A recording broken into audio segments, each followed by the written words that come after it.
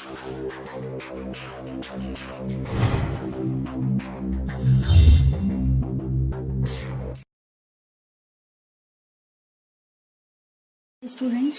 today we are doing the rate of reaction. This is the topic from the chemical kinetics. First we are doing the definition. This is the definition. Rate of change of concentration of reactant or a product per unit time. So here we are observing the rate of change of concentration of either reactant or product with time. So you can represent it by the change in concentration upon change in time. This is the concentration C1, C2, and these are the time T1 and T2. See, concentration we can measure in mole per liter, and time you can measure in second or minute. Okay, so the unit will be mole per liter by time. And for the gaseous reactants, for the gaseous reactions, you can write this unit also, atmospheric pressure by time, right? Then we know this, that as the reaction will go, so with respect to the reactants, the concentration of the reactant will decrease. So this graph you can represent for the reactants. Suppose R is the reactant. For the reactant, with time the concentration will decrease. And for the products, if you will see, so concentration will increase with time. So graph will be like this. Okay. Now I will tell you that if some general reaction is given there, or if any kind of reaction is given there, so how can we write the rate of reaction for each of the reactants and products? Suppose first I am taking one general reaction. This is your PA plus QB, that is giving you RC plus ST. Here A and B are the reactants, P and Q there, these are the stoichiometric coefficient for A and B, C and D are the product, R and S again they are coefficients. So first I am telling you the general form, how to write the rate of reaction. See here Vj, they are the stoichiometric coefficient, means all the stoichiometric coefficient like P, Q, R and S, they will come here. Okay, they will come down. Then we have dJ by dt. So this is the rate of change of concentration of reactant or for the product.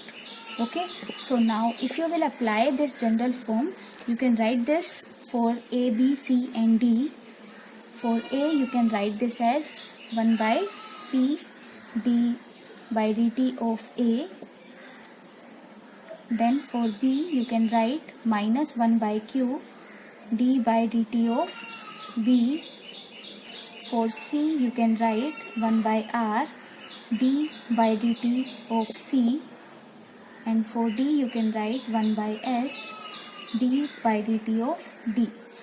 Now if you will observe, for A and B I have put minus sign, but for C and D I have put only plus sign, right? So why is it so? See, we know this, A and B are the reactants, and already I told you that for the reactant the concentration will decrease. So as the concentration is decreasing for the reactants A and B, that is why we are representing by the negative. And for the product C and D, the concentration will increase with time, that is why we have put positive charge. Okay, so for reactant negative sign, and for the products positive sign will come. Now I will tell you some features for the rate of reaction, some properties for the rate of reaction. So first feature is that it will always be a positive quantity. It can't be negative or it can't be zero. The second feature is that it is directly proportional to, means rate of reaction is directly proportional to the concentration or active masses of the reactants. If you will increase the active mass or concentration of the reactant, then rate of reaction will also increase. Third is that it will vary with time. It varies with time. That is why it will be better to use the average reaction rate, right? Next thing is that factors. What are the factors that affect the rate of reaction? So first factor is physical state. We have different states like solid, liquid and gas. So generally this order will be followed. The highest rate of reaction, that will be for the case of gas, then for your liquid, and in the last the solid state will come. The second factor is temperature. So temperature is directly proportional to the rate of reaction. Okay, and generally if you will increase the temperature by 10 degrees Celsius, so rate of reaction will become almost double. The third is concentration. Concentration is directly proportional to the rate of reaction. Then fourth factor is pressure. Fourth factor is pressure. This factor is only applicable for the gaseous reaction. For gaseous reactants, pressure is directly proportional to the rate of reaction. Then next is surface area. Surface area means if you will increase the surface area, then rate of reaction will increase. It is directly proportional to the rate. Okay, that is why generally we can take the small pieces of the reactant.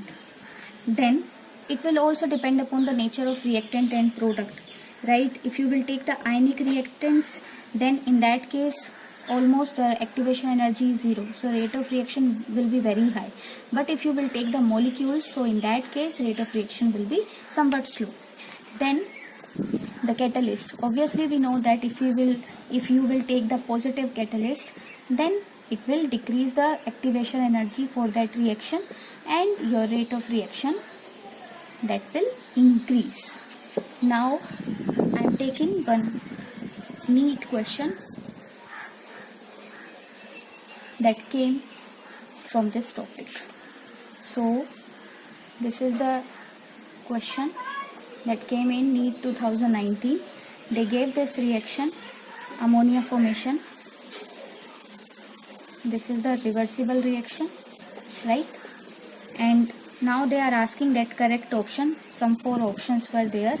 First option was there, -1/3 d by dt of hydrogen equal to -1/2 d by dt of ammonia. Then second option was there, minus d by dt of nitrogen equal to d by dt of ammonia. Then third option was there, minus d by dt of nitrogen equal to plus 1/2 d by dt of ammonia. Then last fourth option was 3 d by dt of hydrogen equal to 2 d by dt of ammonia. See, without seeing the options, first we will write the expression. See, so for solution if you will write, so that will be minus d by dt of N2, because N2 is reactant, so minus sign, no coefficient is there. Then minus 1/3 d by dt of H2, this is also reactant, so minus sign, and 1/2 plus 1/2 for the ammonia, this is the product. So if you will see this expression, so third option will be the answer, minus d by dt of N2 is equal to plus 1/2 d by dt of ammonia. So this is the answer. So the thing is, if you know this concept, you can solve these type of questions in the competitive exam. This is very easy topic. If you like this video, please like and share, and please subscribe our channel for more updates and discussion. You can join our Facebook group also, that is also by the name Chem Club. That group link is given in the description box. Thank you for watching.